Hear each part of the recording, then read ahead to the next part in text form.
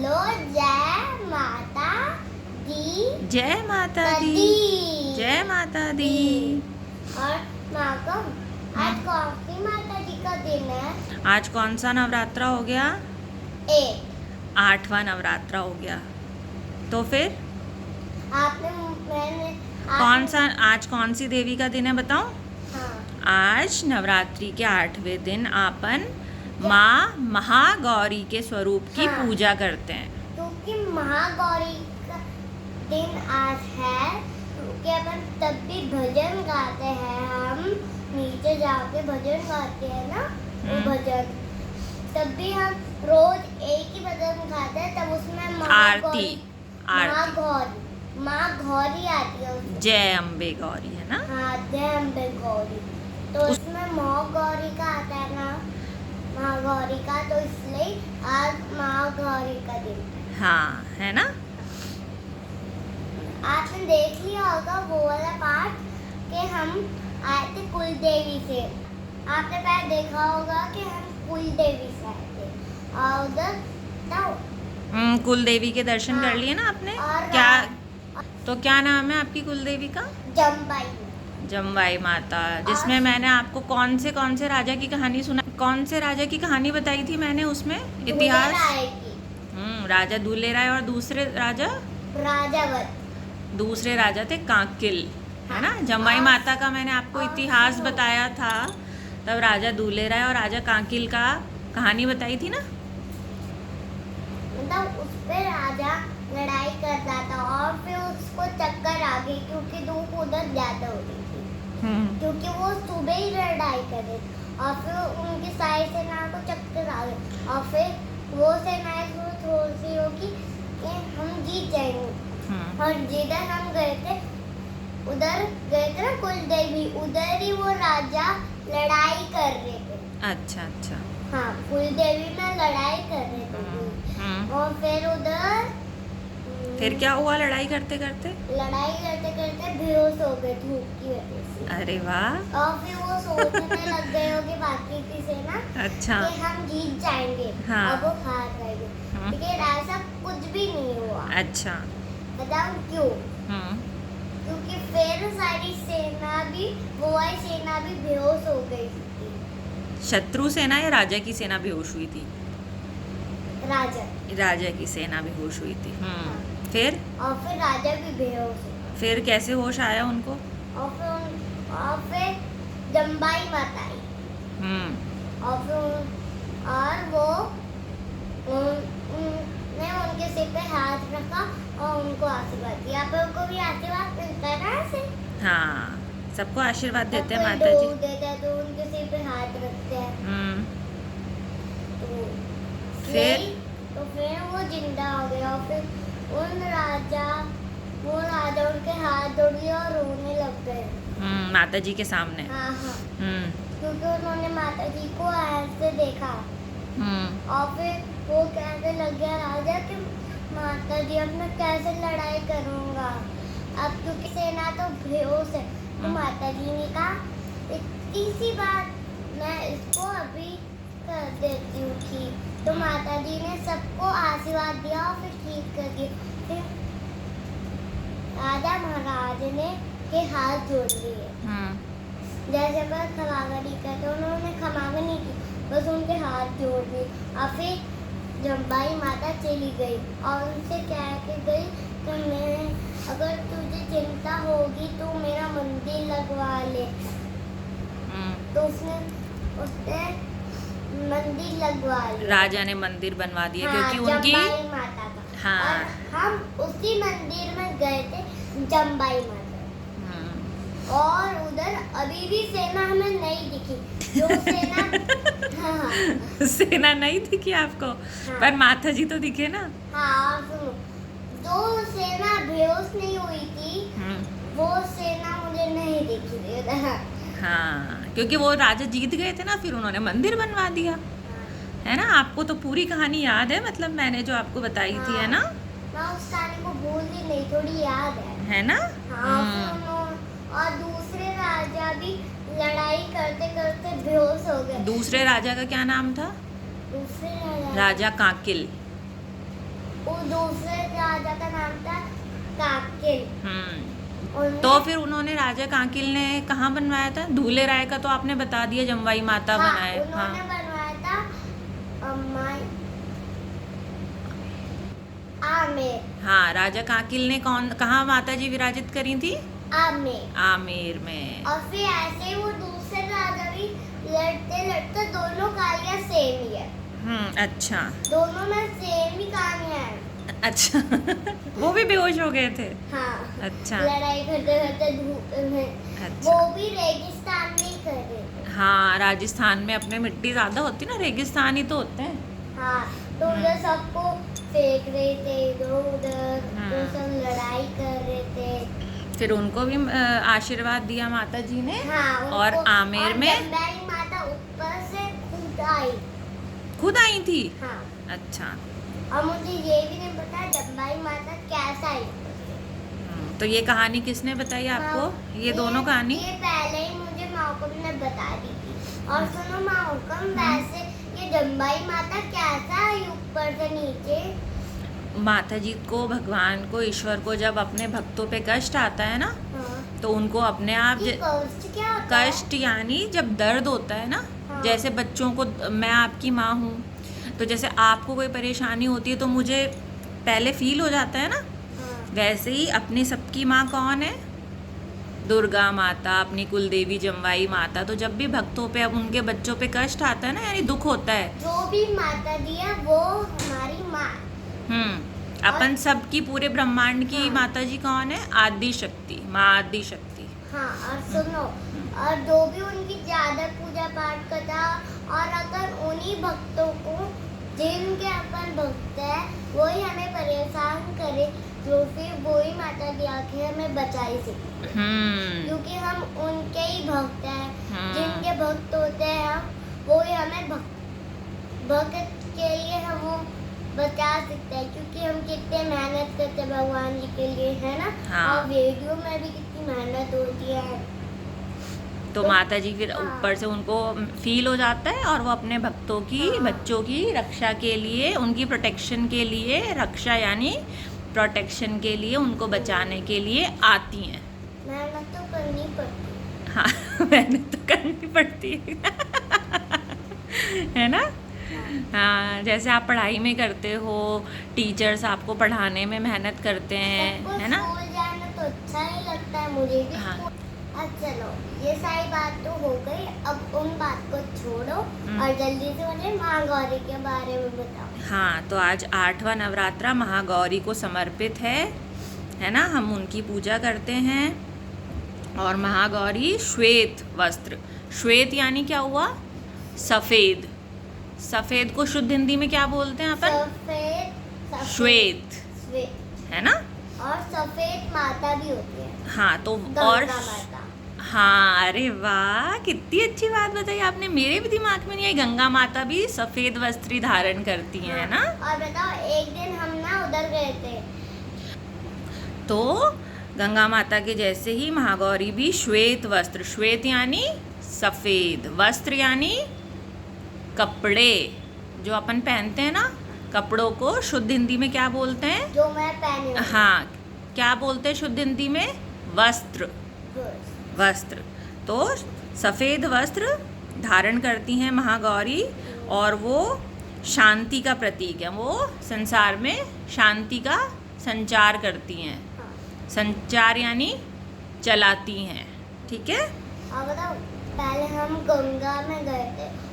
शांति का संचार करती हैं, अपने को ज्ञान देती हैं, और आंतरिक शक्ति का आशीर्वाद देती हैं। आंतरिक यानी अंदरूनी, अपने अंदर मन की शांति का आशीर्वाद देती हैं। तो ये हुआ महागौरी के बारे में। अब बताओ क्या बोल रहे थे आप? हम ना गंगा में गए थे, उसकी वीडियो नहीं बनाई थी। हाँ, आपको मैं गंगा दिखा के लेके आई थी ना, माँ गंगा की पूजा करवाई थी ना। उधर गंगा में गए थे। गंगा स्नान भी करा था ना आपने? हाँ, उधर गंगा माता रहती है। हाँ, आपको अभी बताया था ना, उधर सफेद कपड़े वाली माता। हरिद्वार स्नान स्नान करके हरिद्वार स्नान करके आए स्नान थे। करने का मतलब होता है नहाना। नहाना, वेरी गुड। स्नान का मतलब क्या हुआ? स्नान का मतलब नहाना। नहाना। तो अब अपन आ जाए अपने गीता के अध्याय पे। हाँ। तो ओम नमो। ओम नमो भगवते वासुदेवाय नमो नमः। तो नमन करो भगवत गीता को। आप भी बोलो ओम भगवते वासुदेवाय नमो नमः। नमः। तो चलो नमन करो भगवत अगर गीता को। आप भी ऐसे भगवान जी का नाम लेते रहोगे तो आप भी बहुत बड़े भक्त हो जाओगे। और वो आपकी चिंता करेंगे, आपको बताएंगे। और हाँ, चलो नमन करो पहले भगवत गीता को। नमन ऐसे। ऐसे करते हैं। ओके। अब मैं दूसरा, तो पहले अध्याय का नाम बताओ। चलो रिवीजन टाइम। अब मैं इसको खोल पहले अध्याय का नाम बताओ, रिवीजन टाइम। Revision time. पहले अध्याय का क्या नाम था? Revision time. क्या नाम था पहले अध्याय का? अर्जुन विषाद। अर्जुन विषाद योग। और दूसरे अध्याय का क्या नाम था? बताओ क्या नाम था? सांख्य योग। सांख्य योग। और तीसरे अध्याय का क्या नाम था? क्या नाम था? कर्म योग। कर्म योग तीसरे अध्याय का। तो अपने 3 अध्याय पूरे हो गए थे। हाँ। अब आज अपन चौथे अध्याय के बारे में उसके मुख्य सूत्र जानेंगे। सूत्र यानी इम्पॉर्टेंट पॉइंट्स, कि उसमें मेन क्या चीज़ें बताई थी कृष्ण ने अर्जुन को, है ना? मेन क्या होता है? मेन यानी इम्पॉर्टेंट चीज़ें जो अपन एग्ज़ाम में मेन चीज़ें पढ़ के जाते हैं ना, वैसे मेन पॉइंट्स 4th अध्याय के। तो सबसे पहले चौथे अध्याय का नाम बता दूं आपको। चौथे अध्याय का नाम बता दो आप जल्दी से। चौथे अध्याय का नाम है ज्ञान कर्म संन्यास योग। ज्ञान कर्म। तो अपने आप से इसके जो इसका शीर्षक है, टाइटल है, शीर्षक यानी टाइटल। तो टाइटल से ही अपने आप में ये दर्शाता है कि इसमें श्री कृष्ण ज्ञान के साथ साथ कर्म की महत्वता बताते हैं। महत्वता यानी इम्पोर्टेंस। ठीक है। और मेरी प्यारी माँ आगे भी बता दो, मैं प्लीज प्यारी माँ। आगे बता रही हूँ ना आपको। हाँ। तो इसमें श्री कृष्ण ये बताते हैं कि ज्ञान सबसे पवित्र वस्तु है। ये पवित्र क्या होता है? पवित्र यानी प्योर, बिल्कुल निश्चल, एकदम साफ। सरल शब्दों में जैसे अपन डेली स्नान करके पवित्र साफ वस्त्र पहनते हैं ना, बिल्कुल जो गंदे नहीं होते, बिल्कुल धुले हुए वस्त्र पहनते हैं ना अपन। जैसे अपन का घर साफ। हाँ, डेली सफाई करते हैं ना, वैसे ही बिल्कुल ज्ञान जो है सबसे पवित्र प्योर चीज़ बताई गई है। ज्ञान से ही अपन को जन्म मरण से मुक्ति मिल सकती है। जब अपन को धर्म के सही ज्ञान से ही मनुष्य यानी व्यक्ति, जैसे आप हो ना, आप एक मनुष्य हो, ह्यूमन बीइंग हो, ठीक है? ह्यूमन बीइंग यानी मनुष्य, व्यक्ति। तो सही ज्ञान से ही अपन को जन्म और मरण के चक्र से मुक्ति मिल सकती है। मुक्ति यानी फ्रीडम। और हम दिवाली पे भी ज़रूर आपको अपनी वीडियो दिखाएंगे कि हम दिवाली पे क्या करें। और हम दिवाली पे ज़रूर जयपुर जाएंगे। हम दिवाली सबके साथ करेंगे क्योंकि मिलके दिवाली अच्छी बनती है। और मेरी मैम ने बताया कि ना चॉकलेट या कोलियो शेयर करना चाहिए। ठीक है, अब आगे बताऊं? हाँ। एक तो ये हो गया ज्ञान का महत्व। दूसरा है निष्काम कर्म बताया है कान्हा जी ने। क्या बताया है? निष्काम यानी निष्काम का मतलब हुआ कि व्यक्ति को ये नहीं सोचना चाहिए कि ये काम मैं कर रहा हूँ।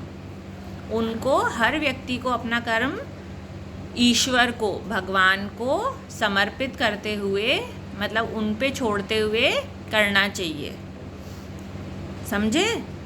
और मतलब निष्काम मतलब उसके फल की चिंता नहीं करनी चाहिए। जैसे आप एग्ज़ाम की तैयारी करते हो ना, अच्छे से मेहनत करते हो, पढ़ते हो, एग्ज़ाम दे के आते हो, लेकिन फिर सब छोड़ देते हो ना टीचर की चेकिंग पे, है ना, कि अब वो चेक करेंगे, वही मार्क्स देंगे। ठीक वैसे ही अपन को अपने काम को करके ईश्वर पे छोड़ देना चाहिए।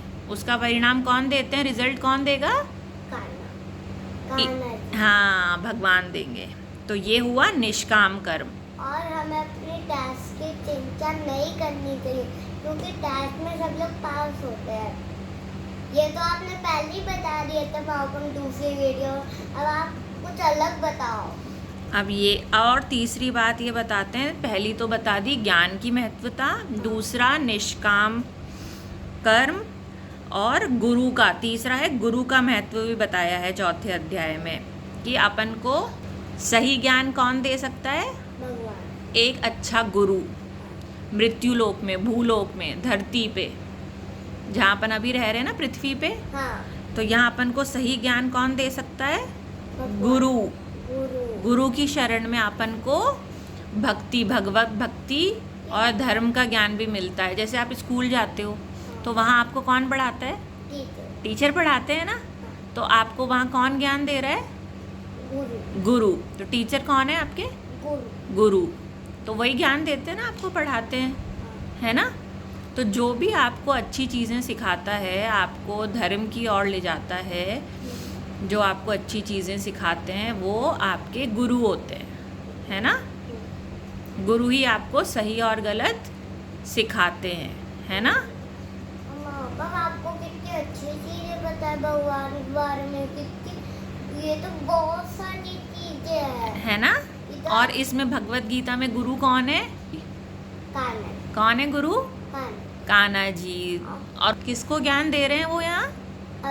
अर्जुन को। तो अर्जुन के गुरु कौन हो गए यहाँ पे? कान्हा, है ना। कान्हा जी। ये देखो, जैसे इसमें भी बताया हुआ है ना। हाँ, इसमें से अर्जुन ये है और ये कान्हा जी। हाँ, इसमें रथ पे सवार कौन कौन है? और ये हनुमान जी। रथ पे कौन कौन सवार है? ये अर्जुन है, ये तो अर्जुन है। हाँ, और ये कान्हा जी हैं। इनके सिर पे पंख है ना, मोर पंख। ठीक है। तीसरी चीज ये हो गई। पहला तो क्या हो गया? ज्ञान, पहला सूत्र। दूसरा निष्काम कर्म। तीसरा गुरु का महत्व। और चौथा सबसे इम्पोर्टेंट चीज़, 4th अध्याय में उन्होंने क्या बताया है? कान्हा जी ने 4th अध्याय में उन्होंने बताया है, 4th अध्याय में उन्होंने ये बताया है धर्म की स्थापना। किसकी स्थापना? धर्म की, है ना। हम क्या पढ़ रहे हैं? अथ 4th अध्याय, है ना। ये अर्थ चतुर्थ क्या होता है? चतुर्थ यानी चौथा, शुद्ध हिंदी में चतुर्थ। 4 को क्या कहते हैं? चतुर्थ, है ना। अध्याय यानी चैप्टर। जैसे आपके अलग अलग चैप्टर होते हैं ना बुक्स में, स्कूल की बुक्स में, उसको चैप्टर को शुद्ध हिंदी में क्या कहते हैं? अध्याय, है ना। चैप्टर 4, यानी कि अपन चैप्टर 4 पे आ गए गीता के, है ना। तो चौथा सबसे इम्पोर्टेंट चीज़ कान्हा जी यहाँ बताते हैं अर्जुन को, धर्म, जिसका एक श्लोक भी है, बहुत इसका अच्छा श्लोक है जो बहुत चला है। यदा यदा ही धर्मस्य, क्या है? यदा यदा ही धर्मस्य ग्लानिर्भवति भारत। आपको तो 100 चीजें पता है भगवान जी के बारे में। तो आपको भी पता चल रही है ना कितनी अच्छी अच्छी बातें। और आपको तो 100 चीजें पता है भगवान के बारे में, है ना। तो धर्म के बारे में कौन सा श्लोक बोलते हैं कान्हा जी? यदा यदा ही धर्मस्य, बोलो। यदा यदा धर्मस्य यानी धर्म, ग्लानिर्भवति भारतः अभ्युत्थानं धर्मस्य तदात्मानं सृजाम्यहम्। तदात्मानं, तो इस श्लोक का अर्थ होता है कि जब जब कान्हा जी कहते हैं कि जब जब धर्म की हानि होगी, धर्म की क्षति होगी, क्षति यानी हानि, जब जब उसको चोट पहुंचेगी धर्म को, ठीक है, तब तब धर्म को बचाने के लिए, सही को सही करने के लिए, गलत को गलत कहने के लिए कौन अवतार लेगा? कान्हा जी, है ना? कि क्या गलत है, क्या गलत नहीं है। हाँ, चीजें अर्जुन को नहीं पता है। उनको नहीं पता थी, तभी तो उन्होंने ज्ञान दिया उनको, अर्जुन को। और अर्जुन सही चीज को गलत कहते हैं और गलत चीज को सही कहते हैं। है ना? हाँ। तो कान्हा जी यही कहते हैं कि जब जब पाप बढ़ेगा धरती पे, धर्म की क्षति होगी, हानि होगी। क्षति यानी जब जब उसको नुकसान पहुंचेगा, नुकसान, क्षति यानी नुकसान। शुद्ध हिंदी में नुकसान को क्या कहते हैं? क्षति। क्या कहते हैं? क्षति, है ना? तो जब जब उसको नुकसान पहुंचेगा तो कौन अवतार लेगा?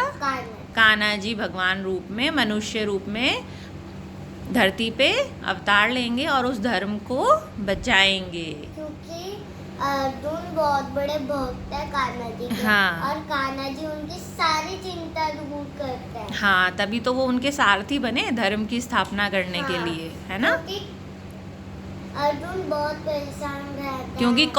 कौरव थे, पापी, अधर्मी थे। किनके साथ युद्ध हुआ था पांडवों का? कौरवों के साथ। कौरवों के साथ। और ये कौरव क्या होते हैं? कौरवों के बारे में मैं आपको कल बताऊंगी, ठीक है? अब आप कौरवों के बारे में कल बताएं। हाँ, कौरवों के बारे में अपन कल चर्चा करेंगे, हाँ, ठीक है? मुझे भूख लगी है, मैं थोड़ा खाना हाँ, अब अपन खाना खाएंगे। और खाना को इंग्लिश में भोजन कहते हैं। इंग्लिश में नहीं, शुद्ध हिंदी में भोजन कहते हैं। शुद्ध हिंदी में अपन खाने को क्या कहते हैं? भोजन। भोजन। और भगवान जी भी अपने खाने को भोजन कहते हैं। हाँ, भोजन, है ना? ग्रहण करना, खाना यानी ग्रहण करना, पारण करना, है ना? तो चलो अब चलते हैं, वीडियो ख़त्म करते हैं। जाते जाते बोलना चाहती हूँ, आप भी अपने सारे मम्मी पापा से ज्ञान की चीज़ें सीखे और आपको भगवान जी देखेंगे और बहुत खुश होंगे, है ना? हाँ। आया मजा आज? हाँ। ठीक है, चलो अब मैं चल। खाना खाती हूँ, मुझे नीचे बुला रहे हैं पापा। तो चलें? हाँ। तो चलते चलते क्या बोलेंगे? हर महादेव और खमा गनीसा। हर हर महादेव, खमा गनीसा। और मैं पापा की जय माता दी। जय माता दी।